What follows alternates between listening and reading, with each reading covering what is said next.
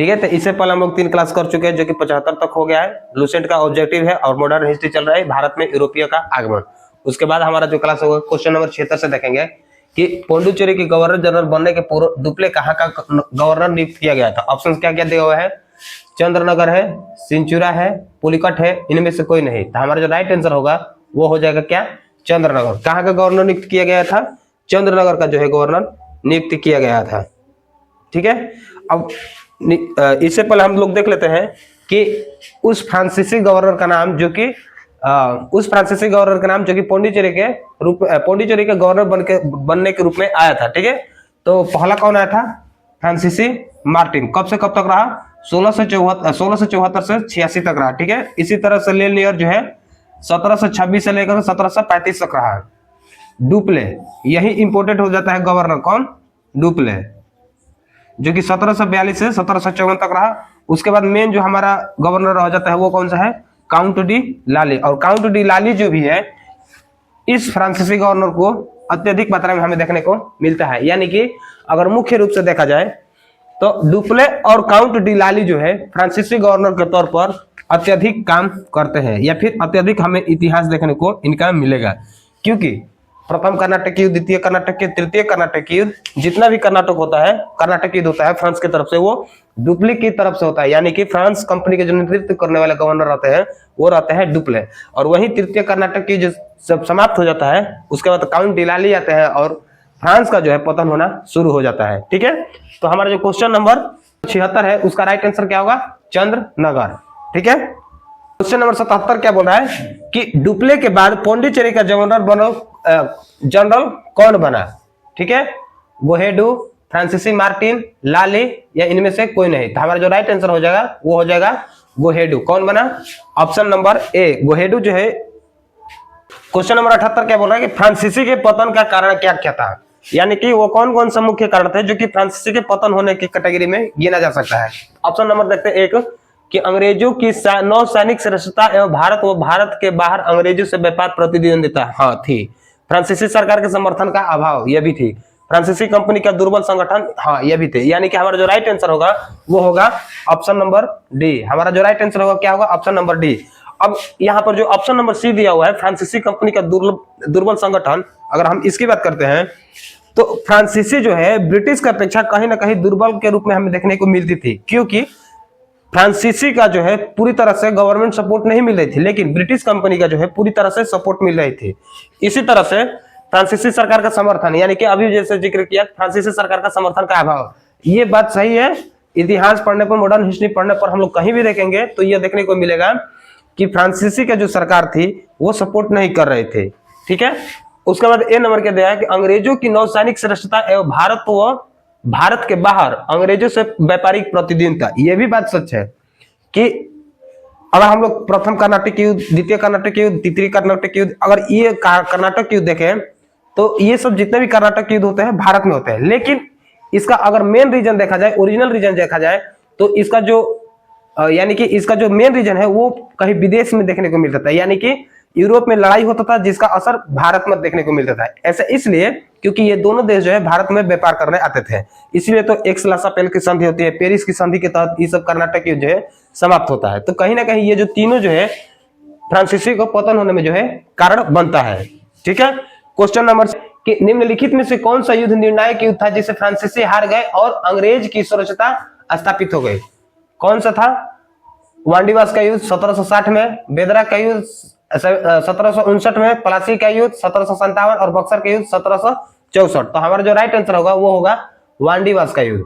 कौन सा, वांडीवास का युद्ध। वांडीवास का युद्ध 1760, ये जो है हमारा मेन रीजन बनता है जहां पर फ्रांस को पूरी तरह से हराया जाता है। अब हम थोड़ा जिक्र कर लेते हैं वांडीवास का युद्ध क्या है इसके बारे में। देखिए, अब वांडीवास का युद्ध अगर हम देखें तो वांडीवास का युद्ध जो होता है कब होता है, 22 जनवरी 1760 को होता है, जो कि कहां होता है, तमिलनाडु के वांडीवास जगह पर। कौन सा, तमिलनाडु राज्य के वांडीवास जगह पर। अब यह जो वांडीवास का युद्ध है जो कि 1760 में होता है, यह तृतीय कर्नाटक युद्ध का जो है एक परिणाम है, एक रूप है। लेकिन अगर इस युद्ध में परिणाम देखा जाए, रिजल्ट देखा जाए कि कौन जीता, तो वो जीता ब्रिटिश। और यही ब्रिटिश जीतने के बाद जो है फ्रांसीसी सेना का जो है यहाँ से पतन होना शुरू हो गया। ठीक है, तो वांडीवास का युद्ध 1760 में हुआ, 22 जनवरी को। कहां पर? तमिलनाडु के वांडीवास स्थान पर। किसके साथ हुआ? तो फ्रांस और अंग्रेज के बीच, जिसमें अंग्रेज जीत गया। ठीक है, अब नेक्स्ट क्वेश्चन नंबर 86 क्या है? इतिहासकार के अनुसार वह पहला व्यक्ति कौन था जिसने पहली बार अनुभव किया कि मुगल साम्राज्य के खंडहरों पर एक यूरोपीय साम्राज्य बनाया जा सकता है? यानी कि उस फ्रांसीसी गवर्नर का नाम बताना है जो उसने सबसे पहले यह महसूस किया कि मुगल साम्राज्य पर ब्रिटिश के अलावा भी मुगल साम्राज्य पर ब्रिटिश शासन के अलावा भी साम्राज्य स्थापित किया जा सकता है। तो इसका जो राइट आंसर होगा वो कौन सा होगा? डुप्ले। यानी कि डुप्ले के मन में ही यह सबसे पहला दिमाग में आया कि हम लोग भी फ्रांसीसी जो भी है भारत पर अधिकार कर सकता है। क्योंकि इससे पहले जितने भी हम लोग देखेंगे, चाहे फ्रांसीसी मार्टिन हो, चाहे लेनियर हो, ये केवल आते हैं और किसी तरह से अपना दिमाग नहीं लगाते हैं, केवल आते हैं, व्यापार करते हैं और हार कर चले जाते हैं। जब डुप्ले आता है तो कहीं ना कहीं युद्ध देखने को मिलता है ब्रिटिश के साथ में। तो कौन था? डुप्ले था। निम्न यूरोपीय शक्तियों ने भारतीय व्यापार में समय समय पर प्रवेश किया। कौन सा यूरोपीय कंपनी सबसे पहले आया उसके बारे में यहाँ पर जिक्र किया हुआ है। कौन सा यूरोपीय कंपनी में कौन कौन सबसे पहले आया इसका जिक्र किया हुआ है। अब देखिए नंबर पे पुर्तगाली, यानी कि 4। पहले कौन? 4। हमारा राइट आंसर क्या होगा? बी। पुर्तगाली, अंग्रेज, फ्रांसीसी और डच, ये जो है क्रम वाइज आने का कोशिश की, मतलब कि क्रम जो है भारत में आए और व्यापार किए। तो हमारा राइट आंसर क्या होगा? बी हो गया।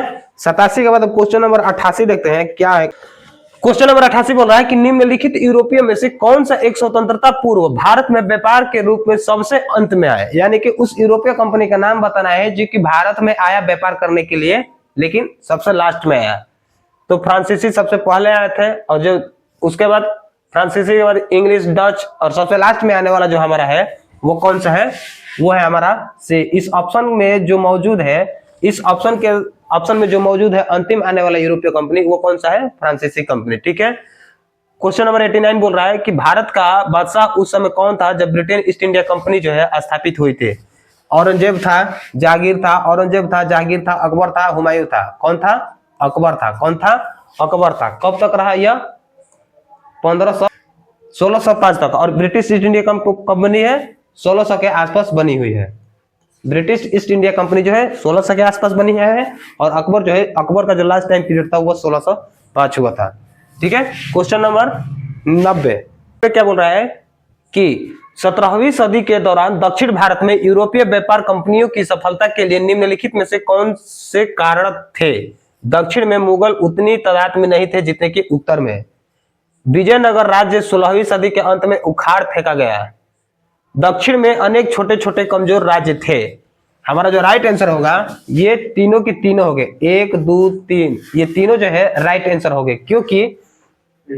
क्योंकि हम देखते हैं कि मुगल जो है उत्तर भारत में अपना शासन प्रशासन करते थे। ठीक है, और उसी समय जो है 16वीं सदी के अंत में विजयनगर का जो है अंत चल रहा था, और दक्षिण भारत में अनेक छोटे छोटे कमजोर वर्ग हो गए थे। हैदराबाद हो गया था, कर्नाटक हो गया था, केरल हो गया था। ये जो है उधर देखेंगे अगर तो मराठा भी हो जाएगा। तो कहीं ना कहीं जो है दक्षिण भारत में ये जो छोटे छोटे राज्य है, अलग अलग राज्य का अलग अलग राजा होते थे। तो ये कहीं ना कहीं असर डालते हैं, और व्यापारी जो है इस चीज को, कमजोरी को पकड़ करके व्यापार करते थे, क्षेत्र पर अधिकार करते थे। ठीक है, क्वेश्चन नंबर बोल रहा है 91। क्वेश्चन नंबर 91 क्या बोल रहा है कि 15 अगस्त 1947 के बाद भी भारत का वो कौन सा पुर्तगाल के अधीन बना रहा? यानी कि ये जो 4 ऑप्शन दिए हुए हैं, गोवा, सिक्किम, पौंडीचेरी और अंडमान निकोबार, ये 4 ऑप्शन दिए हुए हैं। इस 4 ऑप्शन में वो कौन सा जगह है जो कि 1947 के बाद भी पुर्तगाल इस पर अधीन किया हुआ था? तो वो हमारा क्या होगा? Right answer Goa. कौन सा होगा? गोवा। राइट आंसर क्या होगा? गोवा। ठीक है, क्वेश्चन नंबर 92। क्वेश्चन नंबर 92 कि पौंडीचेरी के संदर्भ में निम्नलिखित कथनों पर विचार करना है। पौंडीचेरी पर कब्जा करने वाला पहली यूरोपीय शक्ति फ्रांसीसी थे। पौंडीचेरी पर ऑप्शन क्या है? पौंडीचेरी पर कब्जा करने वाले फ्रांसीसी कंपनी जो है, पहली कंपनी जो है फ्रांसीसी है। पौंडीचेरी पर कब्जा करने वाला दूसरी यूरोपीय शक्ति पुर्तगाली थे, तथा अंग्रेज ने कभी पौंडीचेरी पर कब्जा नहीं किया था। तो इसका जो हमारा राइट आंसर हो जाएगा वो हो जाएगा हमारा इसका जो राइट आंसर हो जाएगा वो हो जाएगा केवल 1। क्या होगा 1, यानी कि पुडुचेरी पर कब्जा करने वाला पहली शक्ति जो है, पहला कंपनी जो है वो फ्रांस ही है। अब ये जो लिखा हुआ है पुडुचेरी पर कब्जा करने वाला दूसरी यूरोपीय शक्ति पुर्तगाली थे, जो कि गलत है। ठीक है, अंग्रेजों ने कभी पुडुचेरी पर कब्जा नहीं किया, यह भी गलत है। किया है, पुडुचेरी पर कब्जा किया हुआ है। तो हमारा राइट आंसर क्या होगा ए।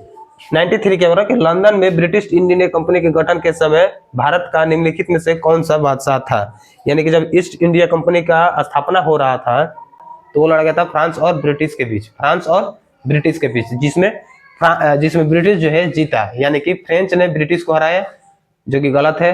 ब्रिटिश ने डच को हराया, गलत है। ब्रिटिश ने फ्रेंच को हराया। ये जो हमारा राइट आंसर होगा वो क्या होगा सी। 54 में वांडीवास का युद्ध होगा सी। वांडीवास का युद्ध फ्रांस और ब्रिटिश के बीच में लड़ा गया था, जो कि ब्रिटिश ने फ्रांस को हरा दिया। तो ये है हमारा लुसेंट का मॉडर्न हिस्ट्री, जो कि अभी एक चैप्टर हुआ भारत में यूरोपीय कंपनी का आगमन। उसके बाद फिर कल देखेंगे जो हमारा नेक्स्ट चैप्टर होगा, उसमें भी हम लोग 25 से 30 1 से लेकर के 30-40 क्वेश्चन करने वाले हैं, जो कि यह सेशन हमेशा चलता रहेगा। आप लोग देखिए तथा बताते रहिए कि क्या क्या है, सही लग रहा है नहीं लग रहा है। धन्यवाद।